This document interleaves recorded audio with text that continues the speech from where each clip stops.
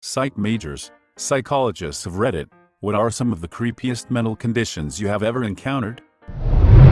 I was in a psych ward for depression, and my roommate was terrifying. She was schizophrenic, depressed, and also probably just weird. She punched herself in the face constantly, while whispering to the voices in her head. She also used to sit in the multi-purpose room, TV, games, fridge, etc. on the floor and fap. Like, a lot. But she never stopped whispering to herself while she did it. I woke up to pee one night, and she was just in her bed, staring blankly at me. She was moved to a long-term facility on my third day there. Oh God. I had similar experience with my roommate. He was this really big guy, very nice and well-mannered. He would tell us and the doctors during group therapy about how his mother didn't care about him. He told sob stories like many people there did, and it was sad, but not unusual. Then one day one of the doctors mentioned something about a certain medication he was taking, and I recognized it as an antipsychotic. It turns out he was a paranoid schizophrenic, and it just terrified me when I put the pieces together. And then I overheard his mother sobbing as she left from a visit, and his father trying to calm her down and reassure her that he doesn't know what he's saying and it isn't his fault. Oh my God. If those stories about his mother are actually just illusions from his schizophrenia, I feel so bad for that poor woman's sad face. The worst thing I've actually encountered in terms of creepy was a little developing sociopath. He had history, fire, animals, X, and was apparently high in C traits. He was about 11 when I first met him, so no one was going to call him ASPD or anything, but that's what he looked like he was growing into. Anyway, the kid is incredibly funny, smart, and charming.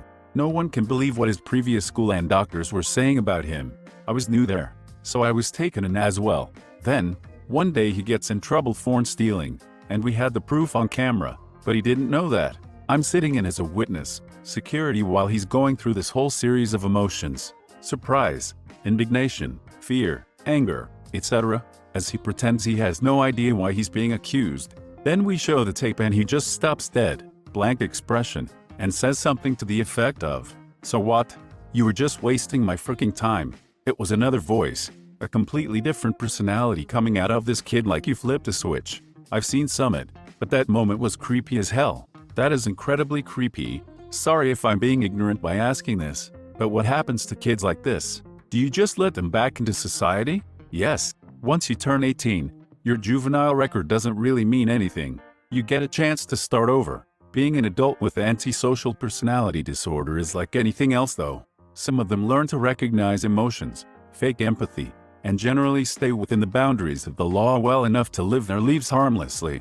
Others end up in jail. It's hard to tell which slot the pachinko ball is going to go into. That's why we can't really judge some too harshly too soon. What we can say is that it's more likely that they'll end up in prison than someone without ASPD. How do you differentiate a sociopath and psychopath? You update your DSM.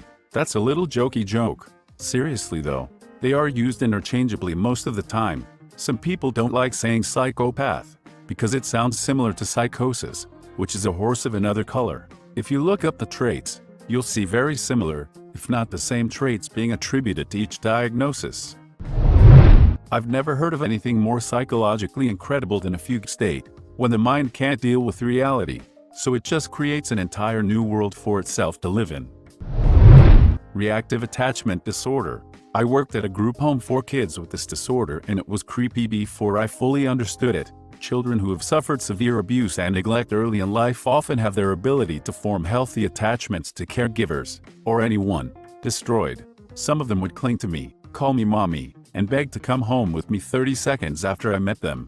Others would refuse to talk to anyone, hurt themselves and others, set fires and act out any chance they could. Sometimes they would improve enough to be sent to foster homes, only to have their behavior come back worse once they were placed in an unstructured family setting. It's extremely tragic, because there is basically no hope of a cure, and they will have the disorder the rest of their lives. I guess, that. I've grown out of the violence and bullying, but I still do not really have relationships with people outside of work, X, etc. It's scary to look back on it now, because I could have wound up in adult prison. But I used to lay awake at night and daydream about how I could manipulate the staff at my group home into killing each other.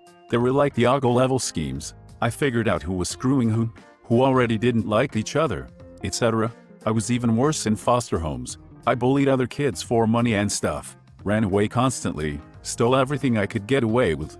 I stabbed an adult in the leg when I was 10 because he called me a idithead, which was admittedly accurate. I tried to have sex with all of my foster moms and pretty much every other adult woman in my life. There are so few reliable long-term studies on RAD.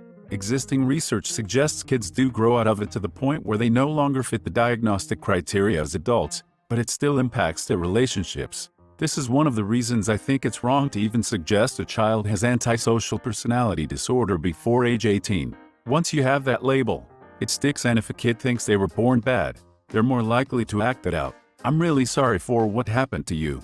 It's not your fault. It's a normal reaction to the abnormal situation you were put in. I spent some time in group homes and foster care myself, and it's what caused me to study psychology and social work. You're already ahead of the game by being so self-aware, so please don't give up on continuing to heal. I'm a psych major, so not a professional, but in my opinion it is catatonic schizophrenia. Those suffering from this type of schizophrenia, although in the DSM-V they are getting rid of the different types of schizophrenia, there will just be one classification, will sometimes be unable to speak or move. My professor worked in a clinic while in school and told us of one patient who would suddenly lock up into extremely awkward position and not move for extended periods of time. This used to happen to a friend of mine. He passed away 3 years ago, and it was absolutely freaking terrifying. The first time it happened, we had no idea what to do, so we just called an ambulance. I'm sorry to hear that. I can't imagine how it would feel to witness something like that and have no way of explaining it before diagnosis. Another scary part of mental illness is that more often than not those who are suffering from a condition, whether it is schizophrenia or something else, will oftentimes not even notice it themselves. I'm neither a psych major or a psychologist. However, I did spend a week in a mental ward. I had depression. I told a cop I wanted to kill myself in a fit of rage, etc., etc. The hospital I was at was divided. One side was Group A, folks who needed treatment, but were considered safe. Group B was the folks that had to be watched a lot more closely. About 2 days after I was checked in, another woman had come in too. She was placed in Group A and was placed as my roommate. At first she seemed nice and normalish, but after a few hours, her stories were getting mixed up. I mean, she came in, found out I had a kid, then said she had a daughter as well who lived with her mother-in-law or something. After dinner, the story was her daughter had been brutally murdered by her father and that the woman didn't even care. I voiced my concerns to the nurses, but was told to just go to bed, in the same room with her. It took a while for me to fall asleep that night, because my sleep schedule was all sorts of fricked up. I think I passed out around midnight. We were put to bed at 8 p.m.